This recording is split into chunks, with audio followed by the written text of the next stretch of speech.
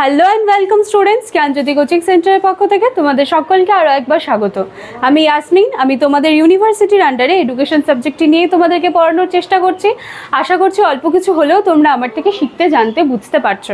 তোমাদের এবছরের সেকেন্ড সেমিস্টারে যে সমস্ত সিলেবাস প্রোভাইড করা হয়েছে তার প্রত্যেকটি টপিক কিন্তু যতটা সহজ ভাষায় সম্ভব হয় আমি তোমাদের সামনে কিন্তু সেভাবে উপস্থাপন করার চেষ্টা করি।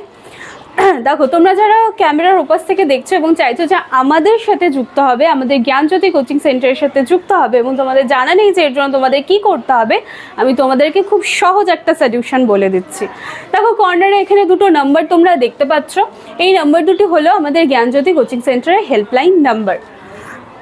এই দুটি নাম্বারের মধ্যে যে কোনো একটি নাম্বারে কল করে তোমরা তোমাদের সাবজেক্টসগুলি নিয়ে কিন্তু আমাদের সাথে অনায়াসেই যুক্ত হয়ে যেতে পারো। কোর্স ফি 999 টাকা রয়েছে এবং কোর্স ডিউরেশন রয়েছে 6 মান্থসের। ঠিক আছে, চলো আজকে টপিকে আমরা চলে আসি। আমাদের ইউনিট 3 গ্রোথ অ্যান্ড ডেভেলপমেন্ট, এটা আমরা শুরু করেছিলাম এবং এটার last topic Bandura's social learning theory, এটা আমাদের চলছিল। এই বান্দুরাজ সোশ্যাল লার্নিং থিওরিসের ওপরে কিন্তু একটা ক্লাস আমি করেছি এবং আজকের যে ক্লাসটা আছে সেটাই হচ্ছে বান্দুরাজ সোশ্যাল লার্নিং থিওরির উপরে শেষ ক্লাস। নেক্সট দিন থেকে কিন্তু আমরা ইউনিট 4-এ চলে যাব।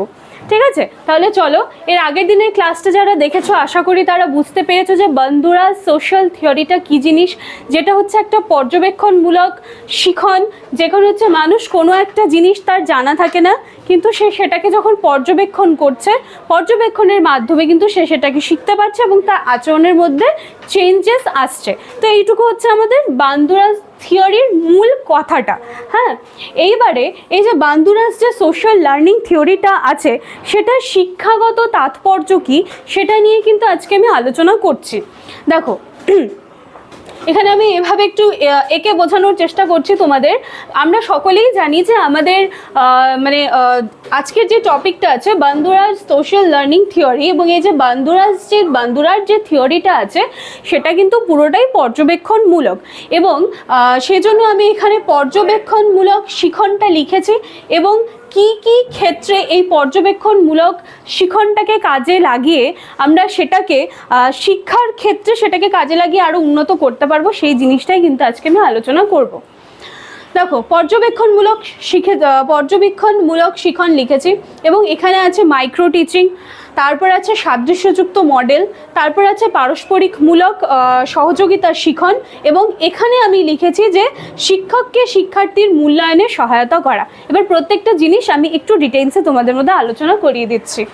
দেখো, প্রথম যেটা আছে মাইক্রো টিচিং। হ্যাঁ, এই জিনিসটা কি হচ্ছে, যখন আমরা মাইক্রো টিচিং এই ব্যাপারটা নিয়ে যখন আমরা আলোচনাই করছি তখন আমাদেরকে এটা না বললেই নয় যে মাইক্রো টিচিংয়ের ক্ষেত্রে কি হচ্ছে যে পর্যবেক্ষণমূলক এই শিখন যেটা আছে সেটাকে কিন্তু প্রয়োগ করা হচ্ছে।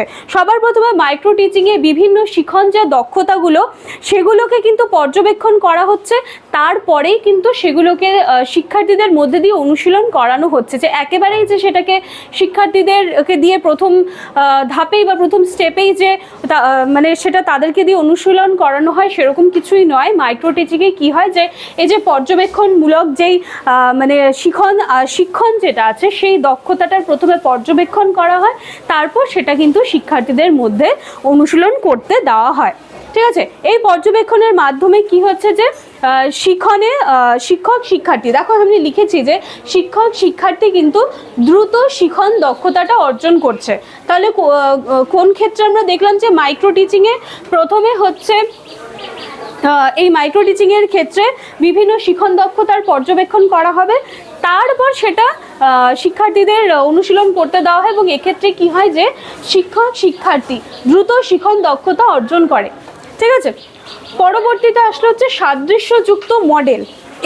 এটা কি জিনিস, এটা হচ্ছে পাঠ্যক্রম নির্ধারিত বিষয়। যখন একটা পাঠ্যক্রমের একটা বিষয় নির্ধারিত করা আছে সেটার সাথে সাদৃশ্য রেখে যখন কোনো একটা মডেল শিক্ষার্থীদেরকে পর্যবেক্ষণ করতে দেওয়া হচ্ছে বা পর্যবেক্ষণ করাতে গেলে তখন দেখা যাচ্ছে যে তাদের কিন্তু এই জিনিসটা খুব ইজি হয়ে যাচ্ছে এবং যার ফলে কি হচ্ছে তাদের মধ্যে ধনাত্মক সংখ্যা কিন্তু বাড়ছে।